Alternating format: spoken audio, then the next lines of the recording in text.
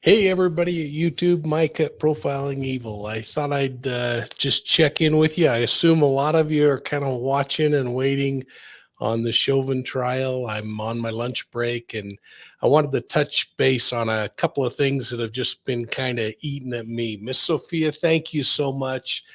You've come to just know I'm horrible at letting my mods know that I'm going to jump on, but wanted to just take a minute and share a quick experience that I've had in the last couple of days that's been rather moving to me, and is in one case has been in the works for about 3 months.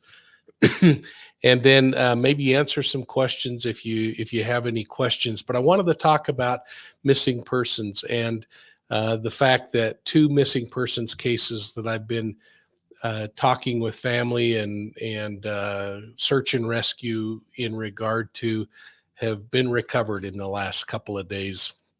The first case I want to talk about is the case of a young woman. I'm going to pull up her photograph here. Her name is Megan Latham, and this beautiful girl. I have come to know her father through my professional work on the other side.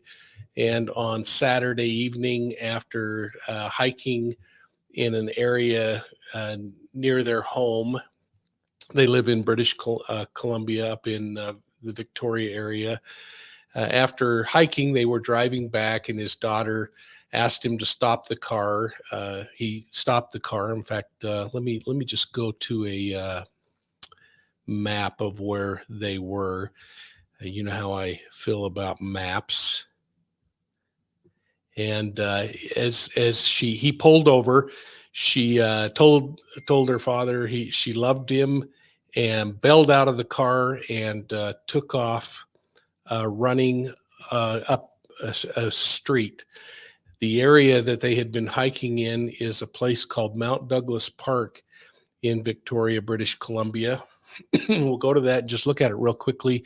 It's an incredibly beautiful area, and I'll kind of show you a little bit of information about this as we chat for a quick moment. Again, this was Saturday night, and Glenn was driving around this area right here on the map. And maybe I can make this a little bit bigger view. Let's see here. That might help make it a little easier to see.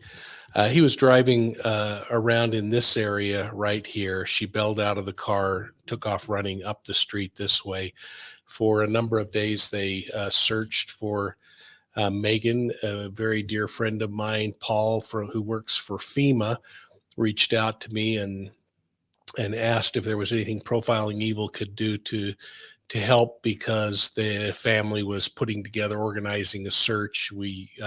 He was putting together some mapping and using some technology to assist in that. And of course, who wouldn't offer whatever you could offer?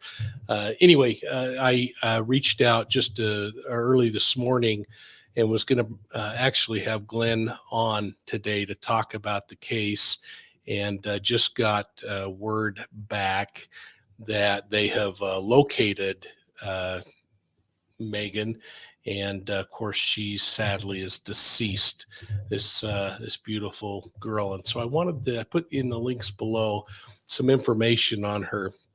I wanted to bring this up for a couple of reasons.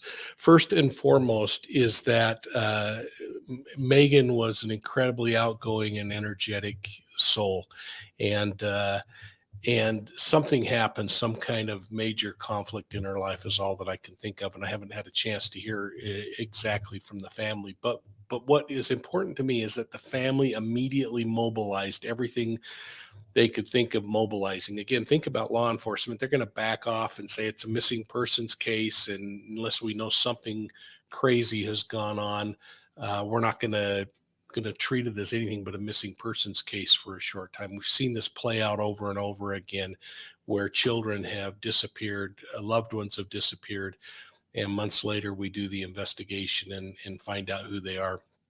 In this case, of course, Megan is deceased. I don't know the exact reasons why, but the family did everything they could do. And I guess I'm saying this to kind of empower all of us that that's the thing. They immediately started organizing searches. They organized searches up in the Mount area. They looked around. They were gathering as many resources as they could, including reaching out to colleagues and other people. Her father was on the local news doing his part, and sadly she was found deceased, but at least she was found. And I think about the families who spend months and months and years, sometimes never finding their loved one. And I was a little melancholy this morning, and I thought of another young man. His name was Aiden Blanchard. And I don't know if you have seen any of the news on Aiden, but Aiden, I actually had an organization, a search and rescue organization, reach out to me in February asking if we could get the Adventures with Purpose guys and look for Aiden, who was believed to have slipped into the river near his home somewhere around February 5th. Now, the really tragic news here is Aiden's father had died about 6 or 7 months earlier.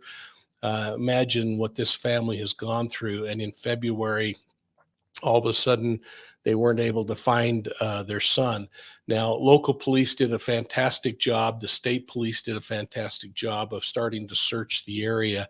But the challenge with searching the area was that it was completely ridden with ice. If Aiden did fall into the river, chances were he was under ice or in debris. And again, the good guys at Adventures with Purpose felt like at that time searching would be really uneventful. They continued to encourage local searching with helicopters and other kinds of things. But the idea was that as temperatures warmed and the ice came off, and frankly, as the water temperature rose, that Aiden, if he was in the river and had drowned, that he would eventually surface. And about 4 days ago, I received a call, and that is in fact what happened. And I just wanted to share with you a little bit of information on that. So Aiden was last seen walking out of his house to just kind of fool around, kick around in town. It was early in the day. His family lives in this area in a place called Chicopee up in Connecticut. And he took a very short walk from his home down to the boat docks, a place that he really liked to go look around a lot. And again, it was winter. There was snow and ice out. And so he took this pathway down to the waterfront. At least that's what was assumed early on. And police did a great job of looking at localized predators and others. But again, the fear was that this was potentially just a horrible accident. He disappeared there. And or 3 days ago, 4 days ago, his body was found between the North End Bridge, which is I'm going to just kind of zoom out here where you can see kind of where Aiden lived. It was just a really short distance from the place in which he disappeared to the North End Bridge. And police recovered his body between the North End Bridge and here, the Memorial Bridge. And so he was recovered just somewhere in here, and I don't know the exact area. But again, it was months of pain as the family waited to recover him. The good news is he's recovered, and so I guess that's what my message is today, is that in Connecticut, I think police worked tirelessly trying to find this young man. They turned over as many stones as they could, but sometimes we lose. In the case of Megan, we lost. but it doesn't stop us from having hope and continuing to look for our loved ones. So I don't know. That was kind of just bugging me because I've had those two cases on my mind. I've been providing whatever insight I could on those cases as we moved along, and they now are resolved. The families at least are able to put their loved ones to rest. That mom in Aiden's case lost her husband and then her son.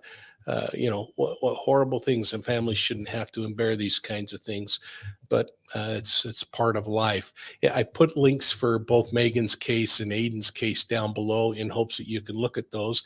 And then I wanted just to encourage you all, if you have any influence at all, and you know of someone who comes missing and you're friends with the family, get with them and immediately get all the troops together, get as much help as you can immediately, and start looking for people and see if we can find them. If you embarrass them because they were mad and decided to go off to Las Vegas for the weekend alone, so be it. But the longer we wait, the harder it becomes to find and recover people.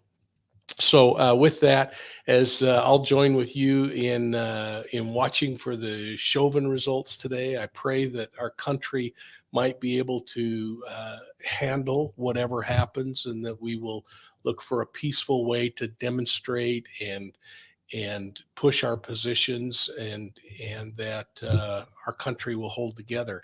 I heard President George Bush on a news program this morning, and he said something that really stuck with me. He said, if we learned anything during the insurrection at the Capitol on January 6th, it was that our country can recover and be resilient through these horrible challenges that we're facing. So I hope that we all can do that. And if you have any influence out there, be an influence for good and not negativity. And hopefully we'll work for a world in which we have equal rights, that we have equal freedoms, but that we also have increased and equal respect for one another. I really like all of you. I hope you're having a great day. I do want to mention that we were able to work out a special with Amazon. So if you're interested in the Deceive book, it's now available in paperback around the world. And they've got a short period of time, a reduced price. We forfeited most of the profits for that, but we are using the profits we get for charities and other kinds of things. So we're really excited about that. Thanks for all that you do and for your support of Profiling Evil. I'm going to take 1 second, look quickly in here and see if there's anything that somebody wants to talk about. And if not, we'll call it a day. But I want to say hello to all of you. Thank you for jumping on with such short notice. You probably thought it was going to be something about Chauvin, but to me, it was just incredibly important that these two people, especially Aiden, who I was planning on doing something on at some point, that we acknowledge the fact that those two have been returned to their families and their loved ones, and we'll look forward for information flowing forward on those. So I think heck,